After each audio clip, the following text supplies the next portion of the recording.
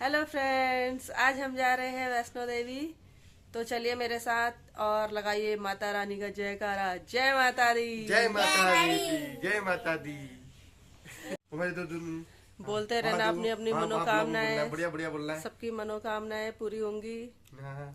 माता रानी के दरबार में अपने लिए मांग लेना कि मेरे को जो है विद्या देना, क्या देना, बुद्धिमान बना देना बोलना। ठीक है। हार्दिक क्या बोलेगा? हार्दिक क्या मांगेगा? बोलो बोलो जल्दी बोलो, आगे से बोलो। बोलो क्या क्या बोलोगे? क्या बोलेगा? ए भगवान क्या करो, वही मेरे को खाना बता खूब बुद्धिमान बना देना। दे। वही खाना बता दे। वही खाना। बताओ बताओ जल्दी जल्दी।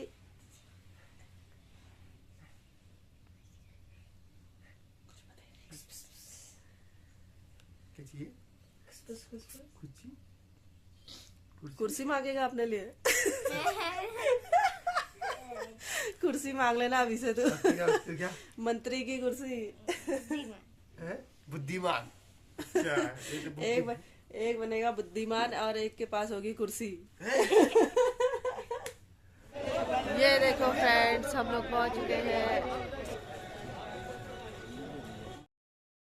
तो फ्रेंड्स अभी हम लोग पहुंचे हैं कटरा, और ये कटरा का मुख्य द्वार है। यहीं से होकर अंदर जाना होता है और यहीं पे चेकिंग भी होती है सामान की, और उसके बाद आप लोग अंदर जा सकते हैं। और ये बाणगंगा है। कहते हैं माता रानी ने इस जगह पर बाण चलाकर इस नदी को प्रकट किया था, इसीलिए इसका नाम बाणगंगा रखा गया। तो जय माता दी दोस्तों, आज के व्लॉग में मैं आपको माता वैष्णो मंदिर के बारे में पूरी जानकारी देने जा रही हूँ। इसमें मैं आपको वैष्णो देवी की संपूर्ण यात्रा में आने वाले खर्चे और आपको कब माता के दर्शन को जाना चाहिए और क्या क्या सामान अपने साथ ले जाना चाहिए और क्या करना चाहिए क्या नहीं, इसकी जानकारी दूंगी। दोस्तों अगर आप माता वैष्णो देवी के दर्शनों के लिए आना चाहते हैं तो आप ट्रेन से और बाय एयर और बाय बस भी आ सकते हैं। यह आपकी सुविधा के ऊपर डिपेंड करता है कि आप किसी भी रास्ते से आए, आपको कटरा तक आना है। अगर आपने माता के दर्शन के लिए ऑनलाइन रजिस्ट्रेशन करवा रखा है तो आप रजिस्ट्रेशन का फ़ोटोस्टेट अपने पास रख लें, और अगर नहीं करवाया है तो कटरा में ही आप रजिस्ट्रेशन करवा सकते हैं। इसके रजिस्ट्रेशन के कोई भी चार्जेस नहीं है। अभी बजे हैं 6:30 और हम कहाँ पहुँचे? अर्धकुमारी नहीं पहुँचे। अर्धकुमारी इतनी जल्दी कहाँ पहुँचेंगे। तो ये देखो दोस्तों, हम पसीने पसीने हो गए हैं। सुबह तो हमें ठंडा हो रहा था और अभी हम पसीने से भीगे हुए हैं। पानी कितना पसीना आया है ना, देखो दिख रहा, पसीना दिख रहा है।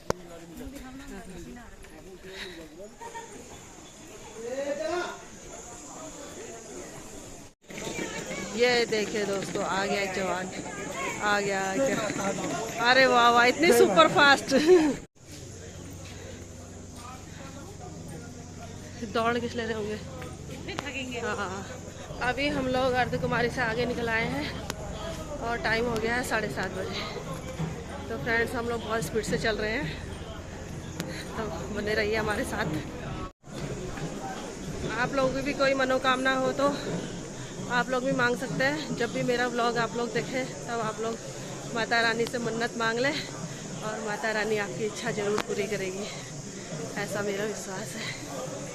तो फ्रेंड्स जोर से बोलो जय माता दी। फिर शुरुआत में ही आपको अपने सामान की और खुद की जांच करवानी होती है, फिर आपकी यात्रा शुरू हो जाती है। गेट पर ही आपको घोड़ा, पालकी, प्रैम जो भी आपको चाहिए, अगर आप अपनी आवश्यकता के अनुसार ले सकते हैं। अगर आपके पास छोटे बच्चे हों तो आप प्रैम ले सकते हैं, नहीं तो पालकी और घोड़ा आसानी से मिल जाता है। घोड़े का किराया गेट से मंदिर तक का 750 रुपये है, कोई 700 रुपये भी लेते हैं, और पालकी का 3100 रुपये है। ये देखो बंदर, अरे वाह वाह वाह, चोटू।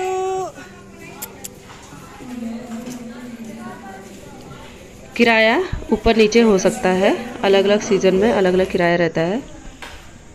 जो बच्चों को ले जाने वाली प्रैम होती है उसका किराया 540 रुपये है, ये रेट इनके फिक्स रहते हैं, तो जो भी आप लोग अपनी फैसिलिटी के हिसाब से ले सकते हैं। और अगर आप लोगों को थोड़ा एडवेंचर पसंद है तो आप लोग पैदल भी जा सकते हैं। और अगर आप लोग चॉपर से जाना चाहते हैं तो चॉपर का 1 साइड का किराया 1700 रुपये है, 1700 रुपीज़। और मान्यता के अनुसार आपको पहले अर्धकुमारी, फिर माता के मंदिर और फिर भैरवनाथ के मंदिर जाना चाहिए। लेकिन आपके पास अगर वक्त की कमी है तो आप सीधा माता के दर्शन को भी जा सकते हैं और उसके बाद भैरव बाबा के दर्शन को जा सकते हैं। बहुत ही संघर्षशील औरतें हैं दोनों। ये देखिए आप चलते हैं, ये है हमारे। आप नवरात्रि में माता के दर्शन के लिए आना चाहते हैं तो आपको कम से कम 2 दिन तो लगेंगे ही लगेंगे, पूरा अर्धकुमारी से लेके भैरव बाबा के मंदिर तक के लिए। तो आप लोग 2 दिन मान के उस हिसाब से आइए। 2 दिन आपको सिर्फ मंदिर में ही लगेंगे, क्योंकि सीज़न के टाइम पे यहाँ पे नवरात्रि के टाइम पे बहुत ज़्यादा भीड़ होती है। ये देखिए यहाँ से हमें भवन दिखाई देने लगा है, अभी हमें काफ़ी चलना है। अब हम माता के भवन पहुँच चुके हैं। हमने अर्धकुमारी दर्शन नहीं किए क्योंकि वहाँ पर बहुत ज़्यादा भीड़ थी।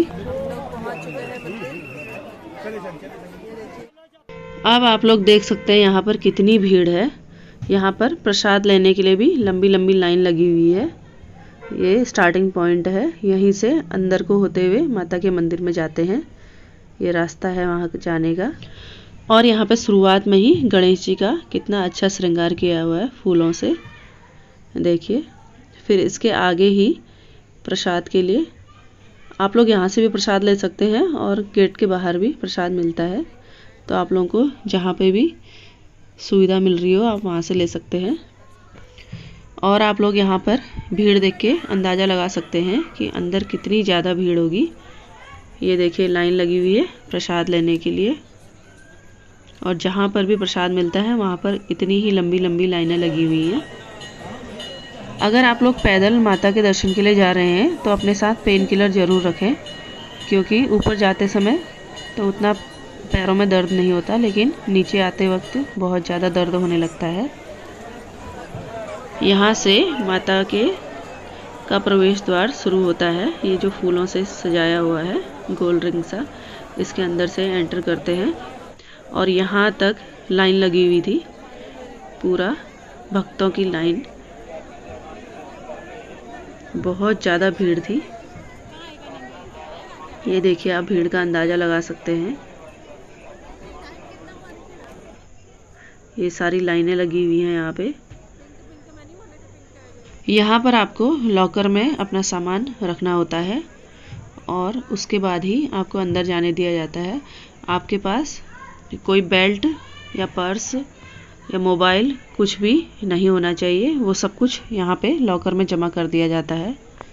अगर आप लोगों को अच्छे से माता के दर्शन करने हैं तो आप लोग नवरात्रि में आने की बजाय ऑफ सीजन में यहाँ पे आएँ, तो शायद आप लोगों को अच्छे से दर्शन हो जाए, क्योंकि नवरात्रि में तो बहुत ज़्यादा भीड़ होती है। यहाँ पर हर तरफ से लाइन लगी हुई थी, 5 नंबर गेट पे, चाहे 3 नंबर गेट पे, कोई से भी गेट से जाएं आप लोग, चाहे आप लोग सिविलियन हैं चाहे आर्मी पर्सन है, बहुत ज़्यादा भीड़ थी हर जगह पे। तो बहुत मुश्किल से हमें दर्शन हुए माता के। अब हम माता के दर्शन के बाद वापस जा रहे हैं भैरव बाबा के दर्शन के लिए, क्योंकि माता के दर्शन के बाद भैरव बाबा के दर्शन करने बहुत ही ज़रूरी होते हैं। और कहते हैं कि अर्धकुमारी के दर्शन अगर आप लाइफ में एक बार भी कर लेते हैं तो भी वो मान्य होता है।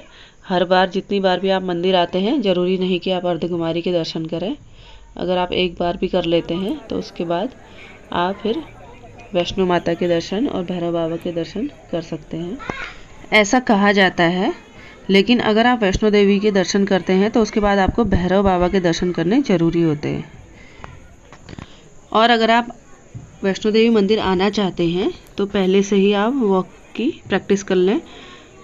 कम से कम 8 से 9 किलोमीटर आप डेली वॉक करें, क्योंकि ये वैष्णो देवी मंदिर 13 किलोमीटर इसकी चढ़ाई है और उतना ही वापस भी आना है। इसीलिए तो आप लोग पहले से ही, अगर आप लोगों को पैदल आना है तो आप लोग वॉक ज़रूर करें और तभी आप लोग चल पाएंगे सही से, वरना आप लोगों को बहुत तकलीफ़ होगी पैरों में।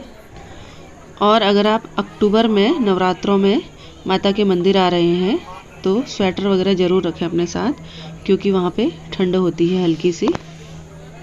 अगर आप अर्धकुमारी तक पैदल आते हैं तो अर्धकुमारी से बैटरी कार चलती है, तो फिर आप लोग उसमें भी जा सकते हैं मंदिर तक। बैटरी कार में जाने के लिए आपको टोकन लेना पड़ता है, उसके बाद आप बैटरी कार से जा सकते हैं। और बैटरी कार 9 साढ़े 9 बजे से स्टार्ट होती है। अब हम जा रहे हैं भैरव बाबा के दर्शनों के लिए। ये देखिए फ्रेंड्स, ये है भैरव बाबा का रास्ता और यहाँ तक लाइन लगी हुई है वैष्णो देवी दर्शन के लिए। ये देखिए कितनी दूर तक लाइन है, ये सिर्फ वैष्णो देवी माता के दर्शन के लिए लगी हुई है।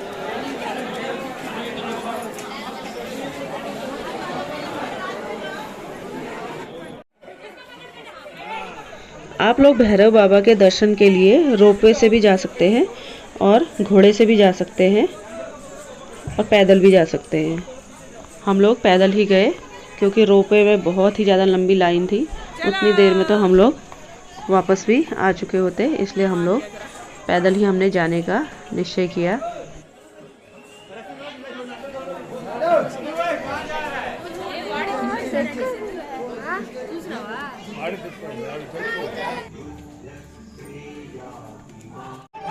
हम जा रहे हैं भैरव बाबा और यहाँ देखिए बिल्कुल भी भीड़ नहीं है। आप लोग रोपवे से न जाके पैदल भी जा सकते हैं जैसे हम जा रहे हैं, क्योंकि इसमें बिल्कुल भीड़ नहीं है। रोपवे में तो बहुत लंबी लाइन लगी है। अब हम भैरव बाबा के मंदिर में पहुंच चुके हैं और यहाँ पर भीड़ देखिए, बहुत ही ज़्यादा भीड़ है। हम लोग नवरात्रि के पहले दिन यहाँ पर गए हुए हैं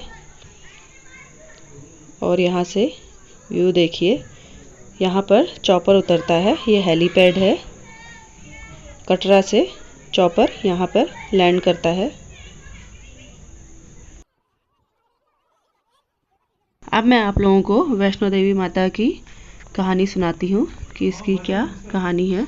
वैष्णो देवी मंदिर कटरा नगर के समीप की पहाड़ियों पर स्थित है। इन पहाड़ियों को त्रिकुटा पहाड़ी कहते हैं।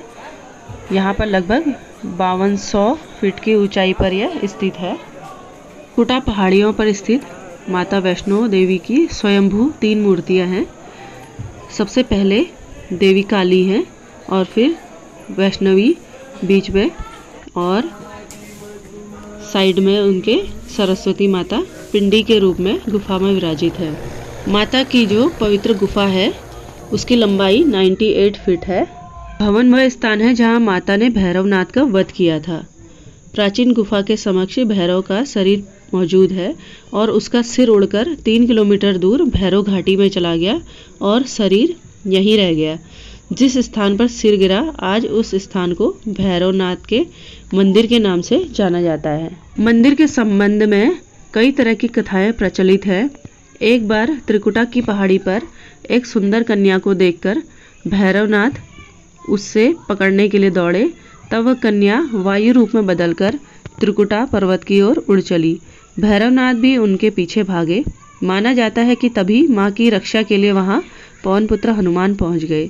हनुमान जी को प्यास लगने पर माता ने उनके आग्रह पर धनुष से पहाड़ पर बाण चलाकर एक जलधारा निकाली। उसे ही बाण गंगा कहा जाता है।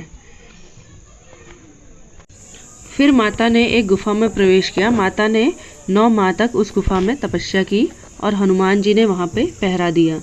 फिर भैरवनाथ वहां आ धमके।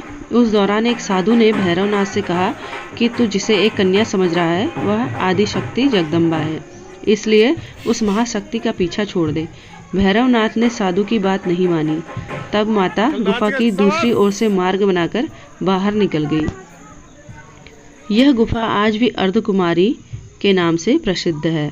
अर्धकुमारी के पहले माता की चरण पादुका भी है। यह वह स्थान है जहां माता ने भागते भागते मुड़कर भैरवनाथ को देखा था। अंत में गुफा से बाहर निकलकर कन्या ने देवी का रूप धारण किया और भैरवनाथ से वापस जाने को कहकर फिर से गुफा में चली गई। लेकिन भैरवनाथ नहीं माना और गुफा में प्रवेश करने लगा। यह देखकर माता की गुफा में पहरा दे रहे हनुमान जी ने उसे युद्ध के लिए ललकारा और दोनों का युद्ध हुआ। युद्ध का कोई अंत न देखकर माता वैष्णवी ने महाकाली का रूप लेकर भैरवनाथ का वध कर दिया। कहा जाता है कि अपने वध के बाद भैरवनाथ को अपनी भूल का पश्चाताप हुआ और उसने माँ से क्षमादान की भीख मांगी। माता वैष्णो देवी जानती थी कि उन पर हमला करने के पीछे भैरव की प्रमुख मंशा मोक्ष प्राप्त करने की थी। तब उन्होंने न केवल भैरव को पुनर्जन्म के चक्र से मुक्ति प्रदान की, बल्कि उसे वरदान देते हुए कहा कि मेरे दर्शन तब तक पूरे नहीं माने जाएंगे जब तक कोई भक्त मेरे बाद तुम्हारे दर्शन नहीं करेगा। ये थी माता रानी की प्रचलित कथा। फ्रेंड्स, ये है अर्धकुमारी। हम लोग वापस आते समय अर्धकुमारी से होते हुए आए, लेकिन बहुत भीड़ होने की वजह से हम लोग इसके अंदर से दर्शन नहीं कर पाए। लोगों ने बाहर से ही इसके दर्शन किए और हम लोग यहाँ से वापस आ गए। और अर्धकुमारी से फिर मैं घोड़े पर ही आई, क्योंकि मेरे पैरों में बहुत ज़्यादा दर्द हो गया था और चलना मुश्किल हो गया था। इसीलिए मैं घोड़े से ही आना मैंने बेहतर समझा, वरना हमें बहुत ज़्यादा देर हो जाती, इसलिए टाइम की कमी की वजह से भी।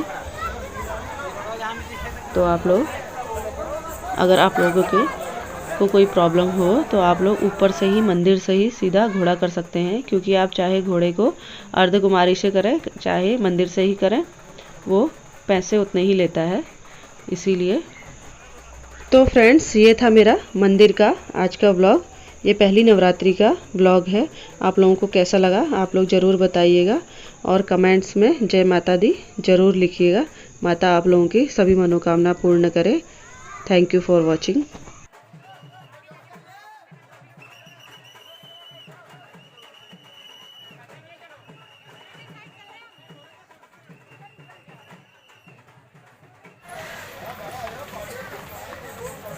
बजा रहे हैं।